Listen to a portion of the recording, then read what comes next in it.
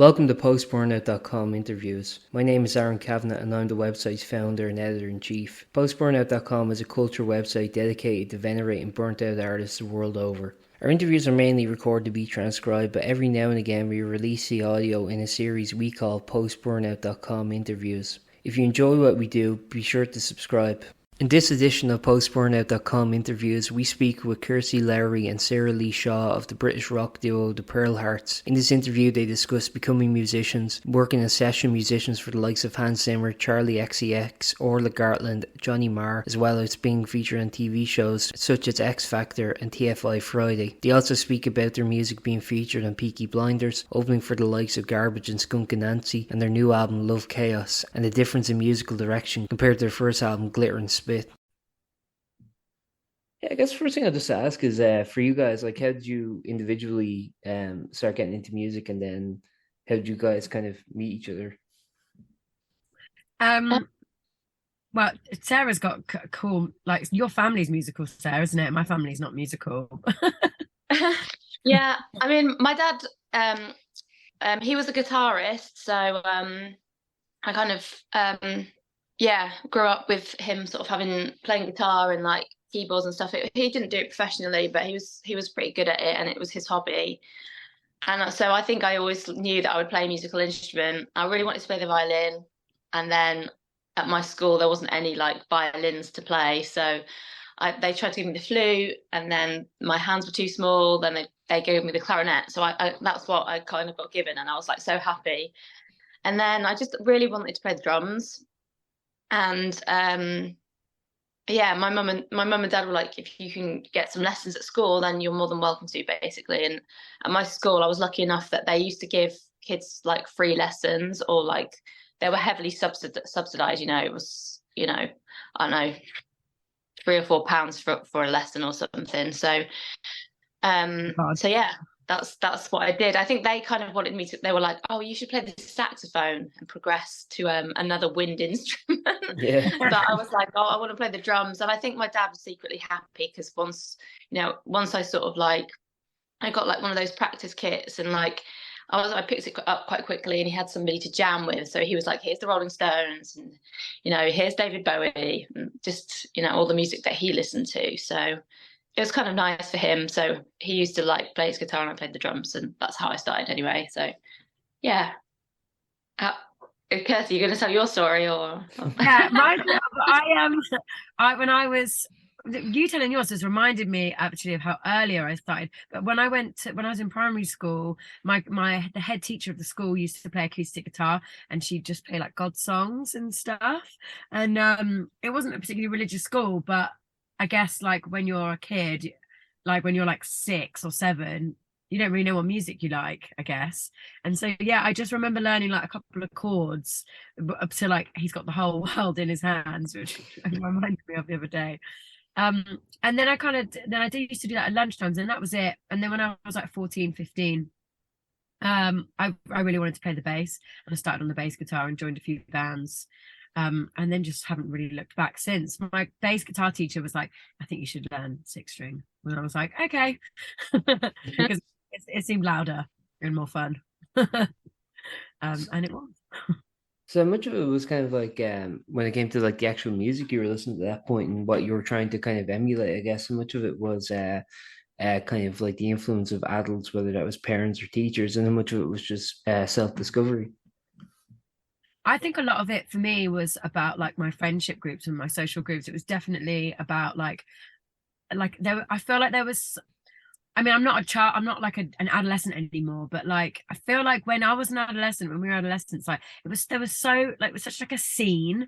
Like you just all hang out in the park, and everyone would be wearing like hoodies of t-shirts. Like you like wore your band, your music love, like on your sleeve, basically. Like, and you wanted everybody to know, and yeah, so it was all about like your mates, and like like discovering music from like your mates' brothers, or like your siblings, or just like the cool kids like who were a bit older than you, like in the school. And yeah, you just basically like check out what hoodie they're wearing, or like what they were like telling you about, or whatever, or what CDs they were lending you.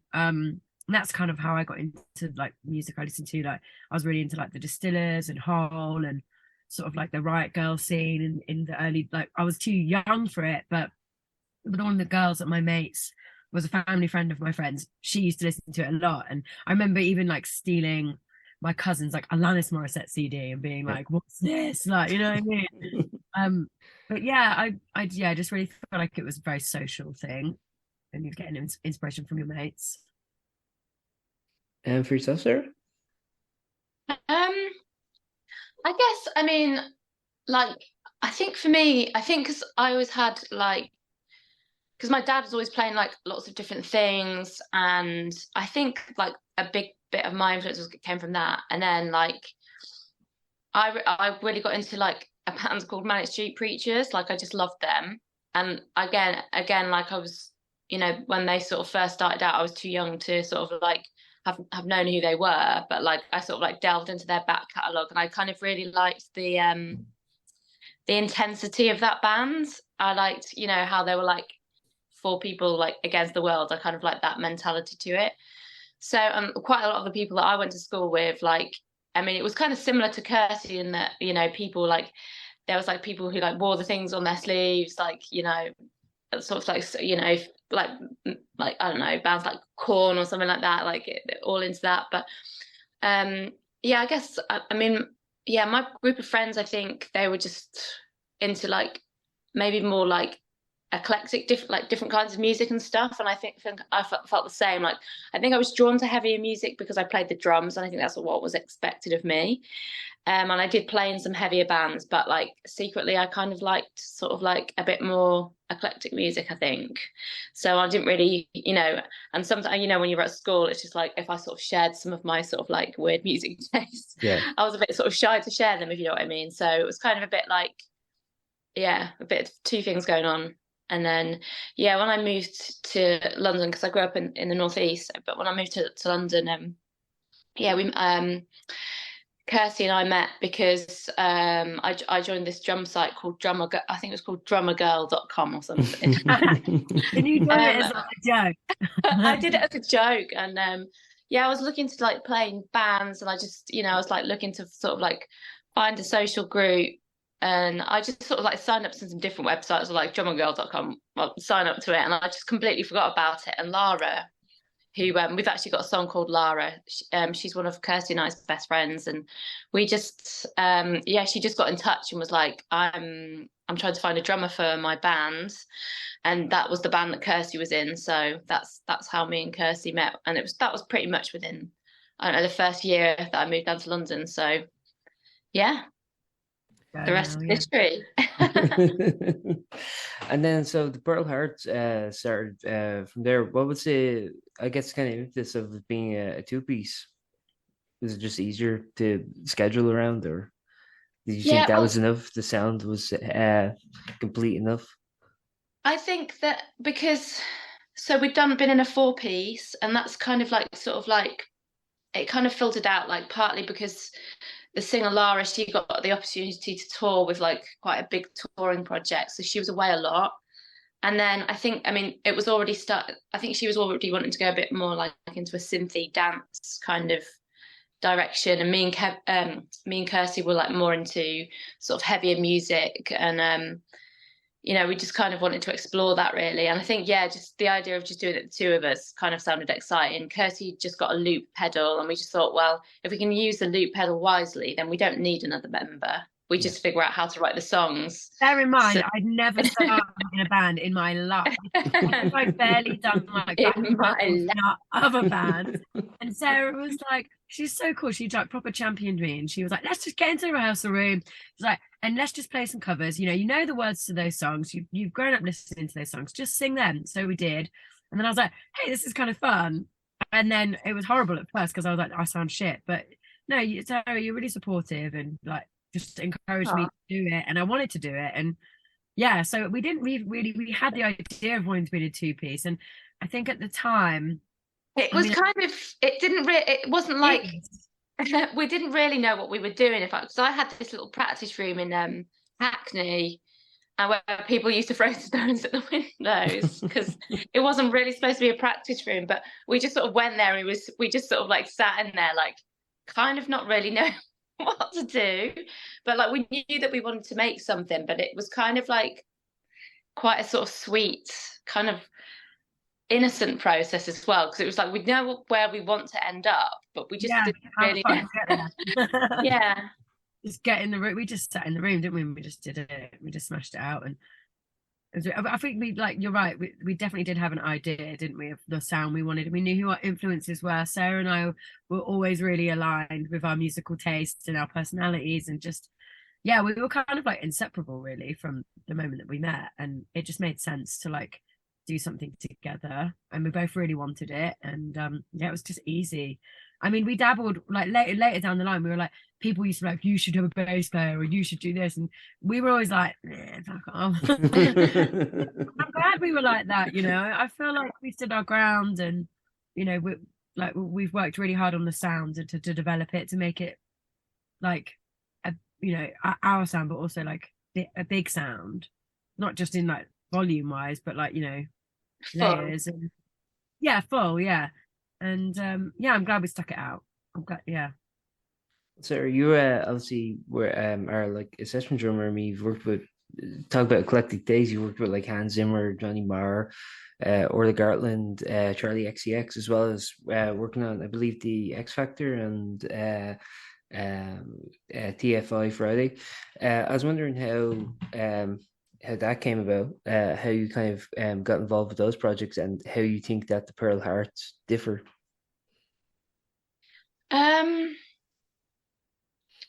Well, I just kind of made it my mission to like just be a full-time musician. So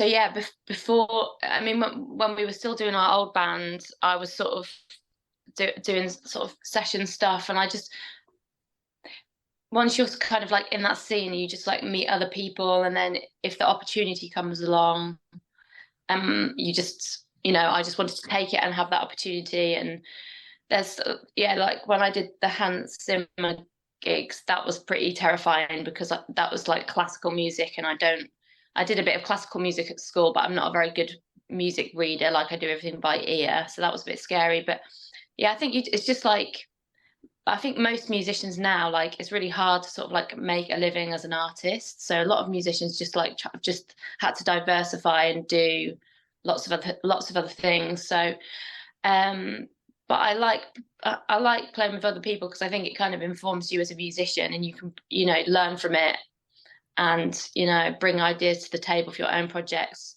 not just musically, but like the way that things are planned, or like, you know, it's just kind of nice to feel like there's other people that are doing sort of similar things to you. So like Orla, she also plays for an artist called Dodie, and as her session guitarist and keyboard player. So I think it's more common now that there's more musicians who do both roles, if you know what I mean. So yeah, it's kind of hard sometimes to juggle it all. And obviously for me, the Pearl Harts is my priority, because I've put in so much time and effort, and, you know, I really sort of care about it. Not that I don't care about the other things, but like, I've made it my priority. But yeah, sometimes it's hard to juggle things. So you just have to be organised with it, I suppose. And, you know, be honest with everybody and say, oh, I can do that, but I can't do that. And yeah, hope for the best. So yeah, ready. But when you were in other bands, you kind of so when you were working with other projects, so you kind of like see aspects that you can adapt to the Pearl Harts, or do you kind of go like, oh, if I was writing this is what I would do differently, or anything like that? Not really, because I think I just sort of like, it's just interesting to learn, because obviously like some of those artists have been like a few steps on from where we are, and I've just been able to see what aspects have been done well that can help to elevate a project. So it's more kind of like, you know, it's more sort of like learning like what can make a project be elevated. I don't sort of like look at it from a creative aspect and be like, well, I want us to do this, because I feel like the Pearl Harts already has its own handwriting. So it's kind of like, I think it's more from like a production level, like what we can do next, or you know, what makes sense, kind of more behind the scenes, rather than like, oh, I like the sound of that song, I want to emulate it as the Pearl Harts. It's more, I think it's more of like, yeah, sort of like a behind the scenes kind of inspiration, rather than just sort of taking from it creatively, if you know what I mean. Yeah. If that makes sense. Well, your new album, Love Chaos, is out 21st of April, I believe, and it's quite a bit of a departure, I think, in sound. I haven't heard the full album yet, but of the 3 singles released thus far, it does seem like very different in the sense of a previous record, Glitter and Spit, which came out, I think, about 5 years ago now at this point. Yeah, I was wondering if you could maybe talk about how this album differs from the previous one. I think like what we were saying before about like the sound developing as a two-piece. I think when we originally started the band, you know, our influences, they're still the same as they are today, but we were quite focused on like riff heavy rock and roll, like Sabbathy style, quite like full like bombastic drums, like, you know, and we still love that type of music. We still listen to that type of music. We still want to play that type of music. But I think we also just wanted to challenge ourselves, like with what Sara was saying with like production, like, you know, that having that access to like making and creating your own, you know, with technology and making and creating your own music yourself, like, you know, it's a good thing to learn. And Sarah's taken that on like full head. And yeah, just wanting to experiment with with different sounds. And yeah, I think that then sort of influenced the style of the writing. And also I think like when you're younger, you're quite like obsessed about how you're perceived in terms of like, oh, we listen to rock, so we're only going to play rock, and you know, this is our box and we fit in it. And as you get older, you're like, I actually really like pop music, or, you know, I actually really like hip hop and R&B, and, you know, your taste, you just don't give a shit anymore about like what box you fit in. You want to be in all the boxes. And we really took that on board when writing this record, and we were like, so what if it's like, you know, actually I really like this like top line because it sounds quite poppy, but mixed in with like this kind of like hip hop beat, or mixed in with these like really heavy guitars, sounds like the Pearl Harts. And I just feel like we were way happier. And it felt a much easier record to make because I felt like we weren't worried about the pressures of how it was going to be perceived, if you know what I mean. And we did think like, wow, this is quite different. But also it doesn't feel like, now I listen to it, I'm like, this totally feels like us. You know what I mean? Yeah. I just feel like the songs you know, I have more fun singing. Not that I don't love the first record, but I'm just so excited by them. I enjoy playing them so much more. I just, you know, just really think that they're like far more like elevated. There's just more elevated music, you know what I mean? Personally, they feel more honest for us, don't they? Yeah, honest is a good word. Yeah, they feel way more like, yeah, they feel legit. Yeah, I agree with that. And also they are still built through the loop pedal. Yeah, it's definitely still our formula, isn't it? Sometimes it's like, wow, we have yeah, because we can't, it has to come from the loop pedal. If it can't be worked with the loop pedal, then we just don't do it. Which is kind of nice because it means that we give ourselves a parameter as well. We're not, you know, sometimes you can just be like I remember when I was younger and I would listen to like Crosby, Stills and Nash, and it would like stress me out because I'm like, how is it so perfect? Like how did they come up with it? Like where did it come from, and why? How do they all sing that? And like when did they discover all this beauty? And then, but then as you get older and you get more experience, you're like, oh, well, actually, they kind of did this and that and that. And when you break it down, it's so much more easier to understand. But you can be overwhelmed by the sound of something, which I think is also really beautiful. Sometimes you shouldn't have to like break everything down. And like the overwhelming like emotion of music is like what makes it so great. So I don't regret that feeling. But yeah, when you break it down, it's much more easier to digest. And yeah, and then you can start to say, okay, well, this is what sounds good. This is what we find an easy process to work with or to write with. Let's just keep going with that. And then shit just turns out, doesn't it? Not being afraid to like, not being afraid of the unknown, you know, it's like pen to paper and you're like, what do I write about? If you go, right, I'm going to write about cheese, and write everything you know about cheese, you know what I mean? And probably know quite a lot about cheese. Do you think lyrically the album has changed much in terms of, because obviously I think music you can hear a different direction. The album was produced by Daniil, if I'm pronouncing that correctly. Obviously I think he is going to add his own production flares. You were talking about the kind of parameter you put in. You say okay, it has to be with the loop pedal. I wonder, like, when it comes into the production studio, when we work with other producers, how much of that give and take it is, where it's like, okay, we don't have to sort of emulate this one for one when it comes to a live setting. Well, I think we did three tracks with Danio, and then one of the tracks we co-produced, and the rest of the one we co-produced ourselves. So we kind of had like an idea of what we wanted it to sound like, and then Danio took it in a bit more of as if he was producing like a hip hop track. Like he made the kicks really sort of punchy, and like the drums, they don't sound as live as what they would have done on the old record. So it was kind of just like staying within that box, but also keeping the guitar. I mean, the guitars are still quite sort of like old school sounding. So, but I think with Danio, like, I think he just sort of like enhanced the ideas that we already had. Because we had a meeting with him, and at the time he was like, why don't you just produce it yourselves? And we were like, we didn't really feel ready at that point to just do a whole album producing it ourselves, and, you know, having his ideas. So like, there was one single that like we did like loads of post-production on, and we made the drums sound really sort of 80s, which was like Wild Me. And then Danio heard it and he was like, well, I want to do some more on it now. I need this song. So then it became like a co-production that we did together. But and then the other three ones, so he did more Hypocritical and Miss Chanel, which hasn't been released yet. That's on the album. But yeah, he just had a very tight, he made everything sort of quite tight and clean. So we kind of like kept within those sort of like boundaries. But like in terms of like adding bits, he just added bits of like sparkle, I would say. That was like what he did.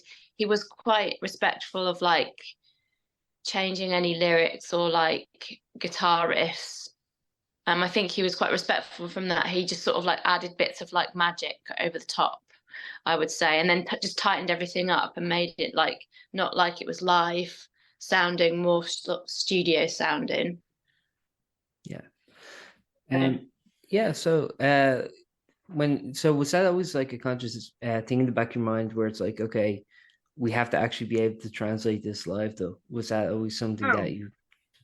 Yeah, I think like that was kind of like our like Pearl Harts like law. Like we would like, we're not playing it, we're not writing it if we can't do it live. You know what I mean? We were like, we still live by that, but also we're kinder on ourselves now. You know, like we know the uses of the loop pedal. We like Sarah's really experienced in using her sample pad, and you know, we're using those bits of technology to advantage, so that we're able, you know, to just make, like, you know, we've got elements of the stems of the track, like with the samples and stuff that we can add into the live set, the bits of production, so that, you know, so that you can feel those bass drops, you can feel the enhancements that, like Sarah was saying, give it that sparkle, but it's still played live. You see what I mean? Yeah. And I think that was important to us, to be able to challenge ourselves live as well. Because it is a lot when it's only two of you. Oh my god, you know, like you're constant, like Sarah's singing and drumming and sampling, like I'm singing, I'm playing guitar, I'm looping. It's just like face, arms, shoulders, legs, everything's going at once, and then you've got to perform. Yeah. And it's just like, you know, it's super fun, but it's proper exhausting. But yeah, it's good for the challenge. And I feel like we were really excited about these songs.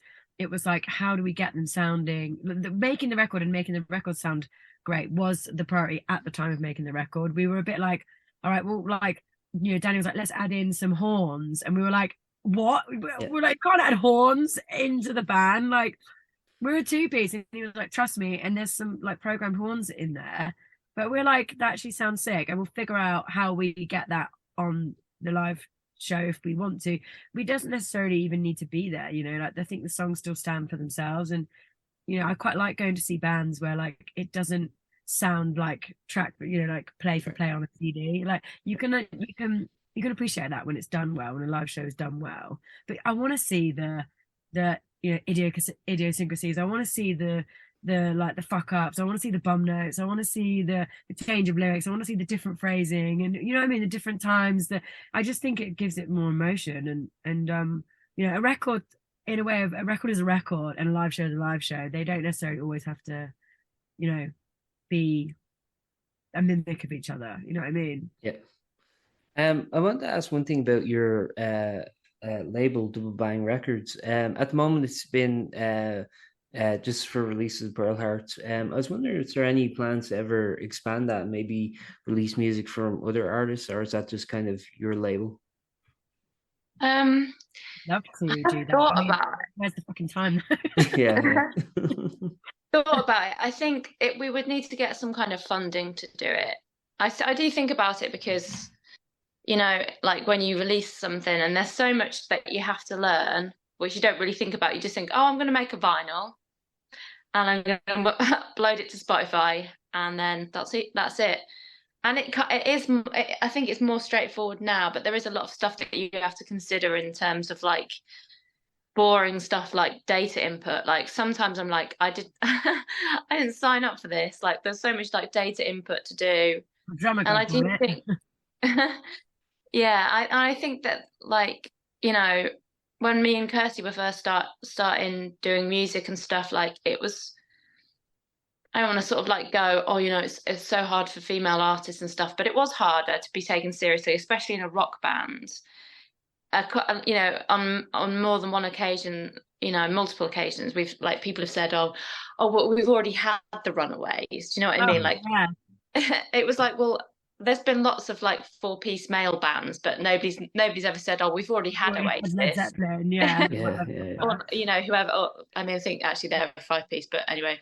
But you know what I mean? Like that was kind of like said a lot for our previous band, and then when me and Kirsty started the Pearl Harts, like I think Deep Valley started at the same time. They were like, oh well, there's already Deep Valley, and it's kind of like, but now I think that's changing quite a lot. So like with our knowledge and things, it kind of would be nice to help other like young, like female artists who are just starting to come through and like feel like you can be like, I mean, not that we're like that old or anything, but like an elder who's like helping somebody like who's like at 18 or something, and they just want to like help do their music, and and they might need the guidance that we would have needed but we didn't have.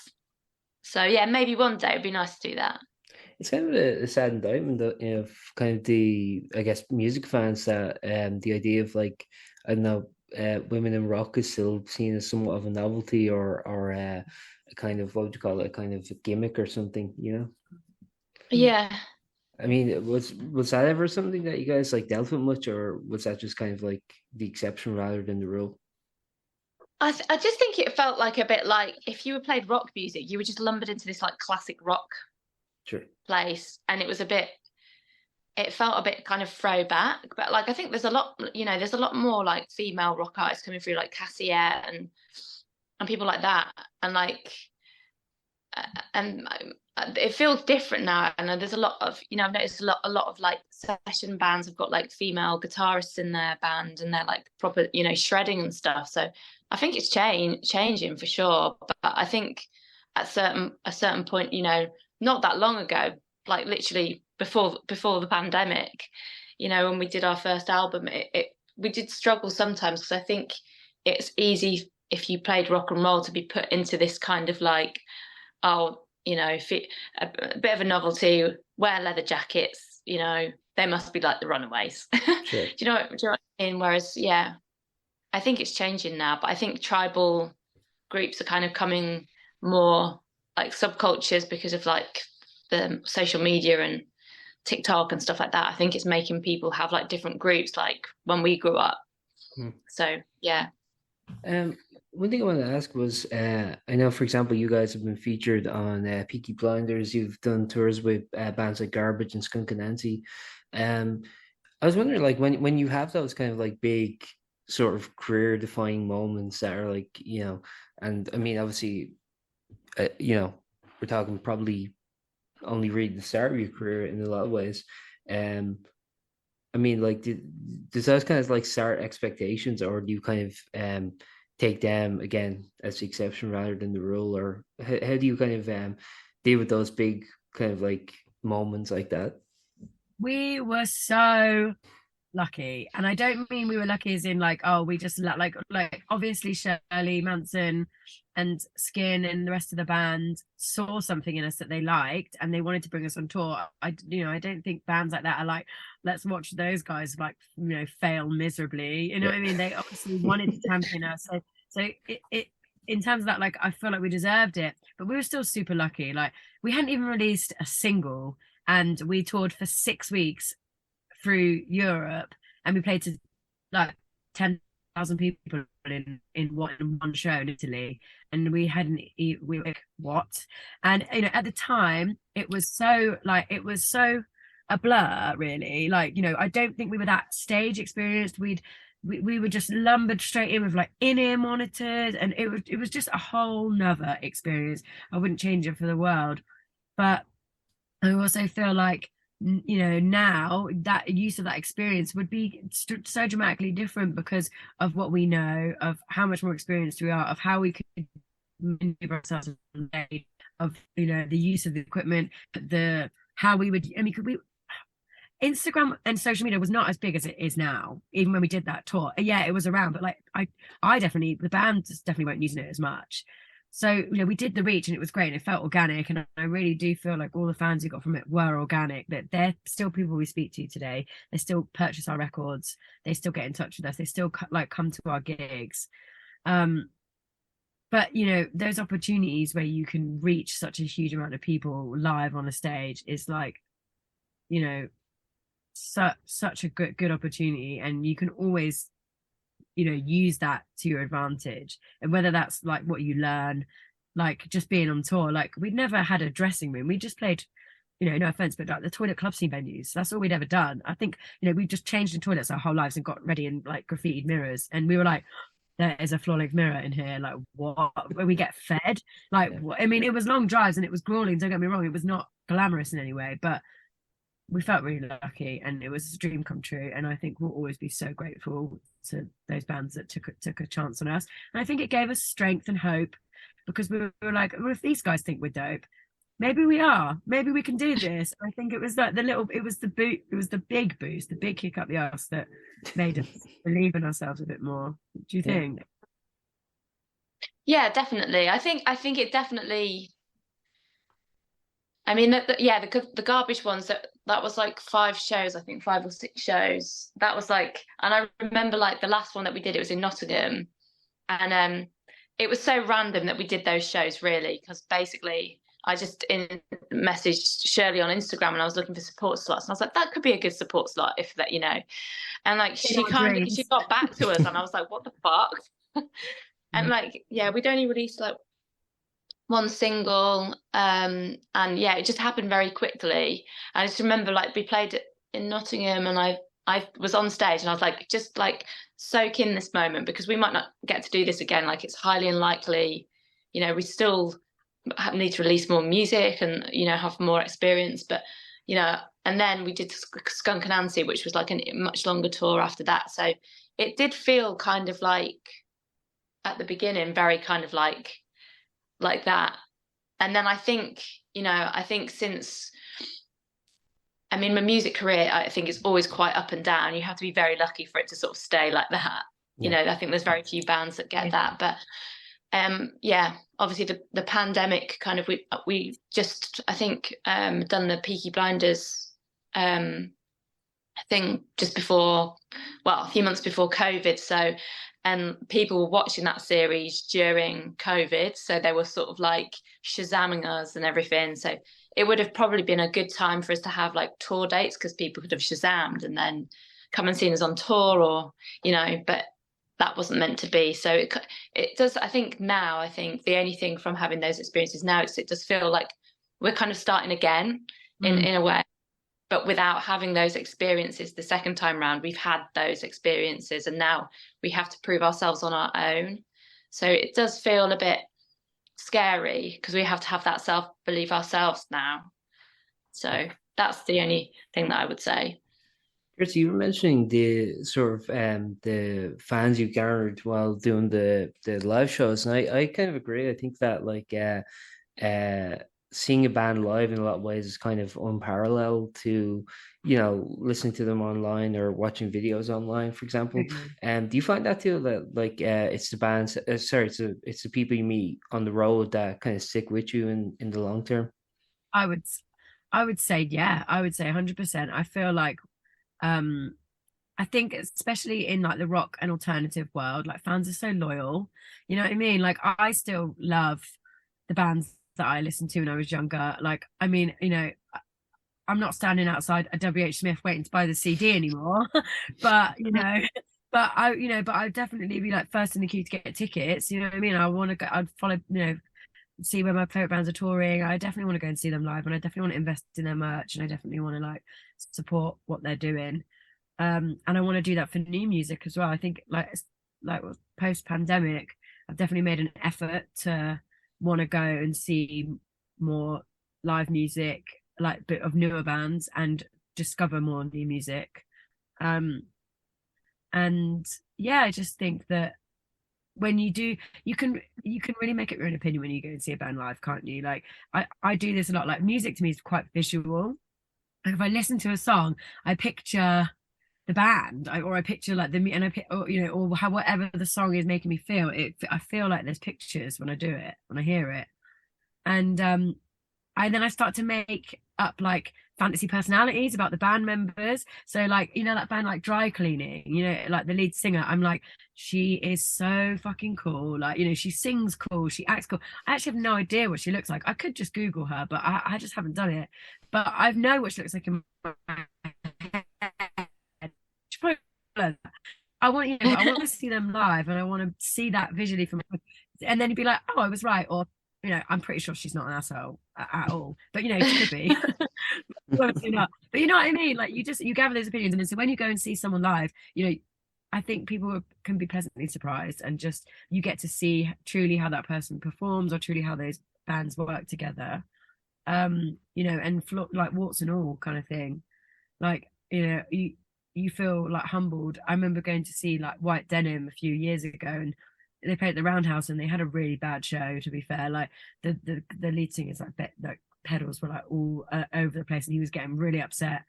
And they didn't, I've seen them a few times, and they didn't play a great show, but I felt like a great show to me, because I was like, I feel like what you're feeling. Like I can see how upset you are, like, and you're really struggling through the set. Like you're an amazing musician, so you're not actually like making any mistakes, but I feel this passion. And I was a bit like, I got to see that. Like I didn't just see the everyday like banging gig that they walk in, do and fuck off. Like I saw like loads of emotion, and it almost made me like them even more. Yeah. Even though they were like, that's probably the worst gig we've ever done.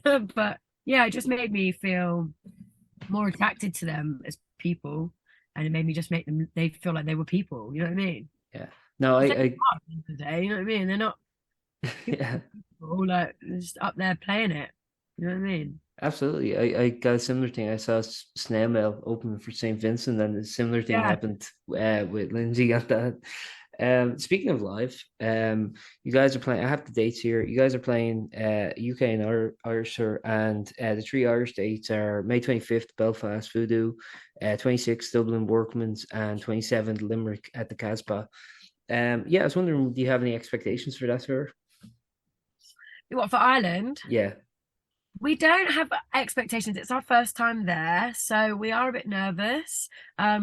We're excited, obviously, to be back out on the road. Yeah, I think it's all like excited apprehension. Like, you know, we've been working really hard on the new set. We feel really up to scratch with that. So I think it's just going to be like going out there and having fun. The last tour we did like a short run for Independent Venue Week up north, and you know, that was nothing like the Garbage dates or the Skunk Anansie dates. But we actually we drove ourselves up there, just in my car. We loaded in, we loaded out. We've had, I don't know if you know, we had our gear stolen a few years ago. So we're like we like take everything with us now. We're like loading into like a travel lodge and loading out. And we just said to each other on the way back, we were like, that was the best tour. Because we're loving the songs, we were well rehearsed. The venues were like little club gigs, and you don't have to be on this huge stage of in-ear monitors and thousands of people. It's fun, but that felt like a good tour. So I feel really excited about this one coming up, and especially going to new cities and new countries, because I feel we're ready to show people like who we are. Like you said, Sarah, like it does feel like a new beginning. It feels like, I don't feel like we're like hashing old tricks. I feel like we're going like, I can't wait for people to like discover us, really. I feel like people are going to discover us, not just like, oh, watching Pearl Harts again, you know what I mean? Yeah, excited to go to Ireland. Same for you, Sarah? Yeah, absolutely. Yeah, definitely excited. Yeah, and excited to go back to sort of like mainland Europe and stuff as well, because we've got a show in Paris and Belgium. So yeah, and to play London, because it's always good playing in London. So yeah, excited for it really. So yeah, and I feel like, I think the show's going to be pretty well attended and stuff. So yeah, I think it's going to be a good little run. Have you thought about what the actual show is going to be like, or are you just going to do what you do? Oh no, I think we've thought about the show. yeah, it's going to be like a mixture of like old and new songs, and it's we've done slightly differently. And I think maybe for London we might have like a little bit of like a nice little bit of surprise there, because it's like, I mean, we're both based down in the southeast, so it's kind of like not our hometown show, because we're not from London, but like we spent however long down there. So yeah, I think we'll probably like maybe have like a couple of special guests or something, or and do some cool stuff like visually. So yeah, I'm excited. Perfect. Thank you very much for your time. Is there anything you'd like to add before we wrap up, or? No, just album's coming out, which is exciting. Just excited to push the album, and I'm really excited for people to hear the new stuff. And I'm nervous about the reaction, but I'm also excited about it, you know what I mean? Like, it's nice to hear you say that it's different, because I'm like, we know the song so well now, you know what I mean? They don't sound different to me anymore, but I haven't just listened to Glitter and Spit again, you know what I mean? So yeah, they probably do sound really different. So I'm excited to hear what people think about them. Yeah. And I feel like the singles have gone down quite well so far. So yeah.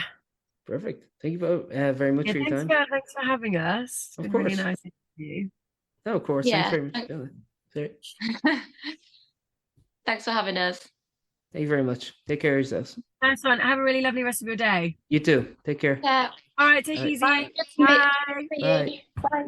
Thank you for listening to that episode of Post-Burnout.com interviews. We hope you enjoyed, and stay tuned for more.